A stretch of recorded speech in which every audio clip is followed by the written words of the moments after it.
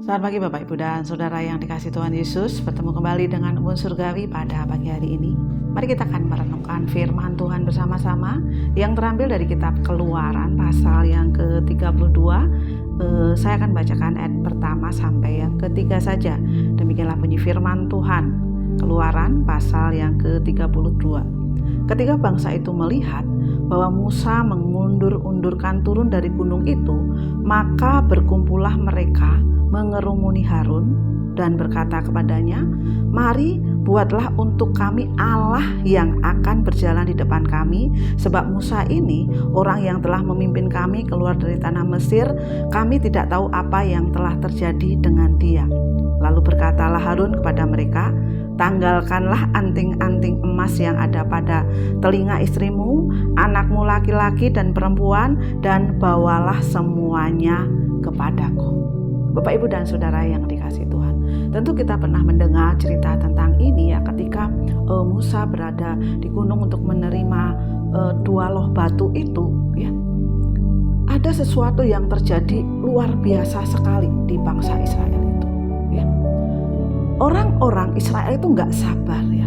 Mereka nggak sabar menunggu Musa ya, sehingga di ayat yang pertama dikatakan ketika bangsa itu melihat bahwa Musa mengundur-undurkan turun dari gunung itu, maka berkumpullah mereka mengerumuni Harun ya. Sehingga pada waktu itu terjadi sampai akhirnya Harun mengatakan, "Mari buatlah," bangsa itu mengatakan kepada Harun, "Mari buatlah untuk kami Allah." Ya, buatlah Allah untuk kami. Dan sebagai pemimpin yang disegani pada waktu itu Musa dan Harun, di sini kita melihat bahwa Harun itu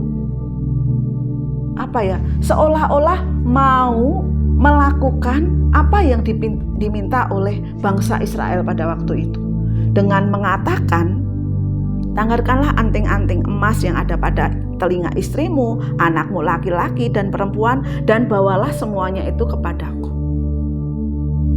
Sampai terjadilah apa yang diingini oleh bangsa Israel, yaitu Allah yang berupa anak lembu emas pada waktu itu. Bapak Ibu yang Saudara yang dikasihi Tuhan, ketika di gunung itu ya, Musa diberitahu Allah bahwa bangsa Israel telah melakukan kekejian bagi Allah, melakukan hal yang menista Allah ya, dengan membuat Allah lain berupa patung anak lembu emas. Sampai akhirnya kalau kita melihat ya, begitu murka Allah karena kekejian yang dilakukan bangsa Israel ini, sehingga mereka mendapat hukuman ya. Tetapi ya, kita melihat ya di dalam ayat-ayat, kalau Bapak Ibu baca pada waktu itu, ketika Harun ditanya kenapa harus sampai melakukan itu, ya karena desakan oleh bangsa Israel.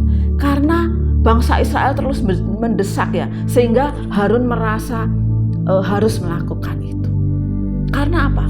Karena ketidaksabaran. Bapak, Ibu, dan Saudara yang dikasihi Tuhan, kita bisa melihat akibat ketidaksabaran menunggu Musa memimpin bangsa ini ya, bangsa Israel akhirnya melakukan hal yang bagi Allah itu menjijikkan, dan mereka mendapat hukuman. Walaupun ya ada pembelaan dari Musa supaya bangsa ini nggak dihukum, supaya bangsa ini nggak dihancurkan karena kekejian yang sudah dilakukan di dalam kehidupan kita ya. Ada kalanya kita tidak sabar menunggu janji Allah ya.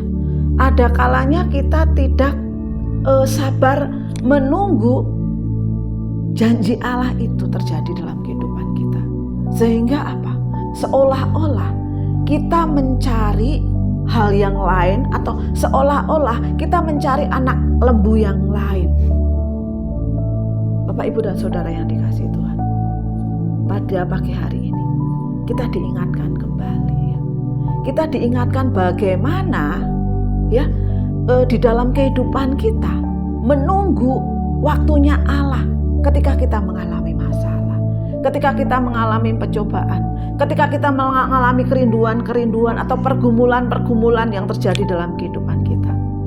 Mari kita tetap belajar bahwa kita setia menunggu janji-janji Allah, sehingga kita tidak mencari anak lembu emas yang lain. Kita tidak membuat anak lembu emas yang lain dalam kehidupan kita, yang itu tidak disukai Allah. Selamat pagi, Tuhan Yesus memberkati.